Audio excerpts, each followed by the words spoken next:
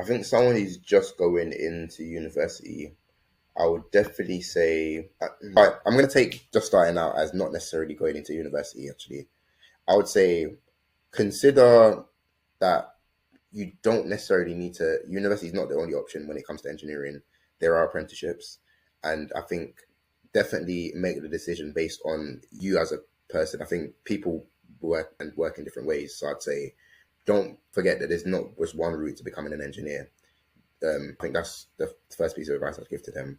I think if someone does take the university route, I would say definitely make the opportunity to do the internships, do the summer work placements, because it'll give you a real feel of how engineering will work in the real world. It also give you some sort of experience that would probably help you grad job. And as you know, it's definitely not easy to get a grad job nowadays. It's ridiculously hard. So you want, and I think if you, particular people, if you've done internships, they're more likely to bring you back when you are a grad. So I'd say that's another thing. And then there's also another thing I would say highlight is there's developmental programs who are trying to make you ready. So like for example, the Royal Academy of Engineering, for example, they have developmental programs who trying to help people from underrepresented backgrounds. So definitely apply for those. I think if someone who's just started out in their career, who's graduated now, and maybe starting their first job, I would say the first thing is to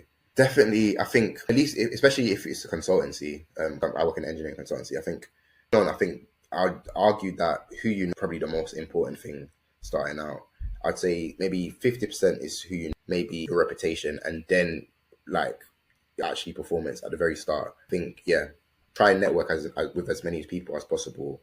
Make it clear with your line manager or whoever's senior of what your intentions are, what your goals are. Let them know where you are. It's kind of what we talked about in school. Maybe if you were the quiet person in school and you just kind of out with your day, I think when it comes to a career, I think you kind of have that luxury. You kind of point at yourself a little bit, like this is what I've done. Look at me.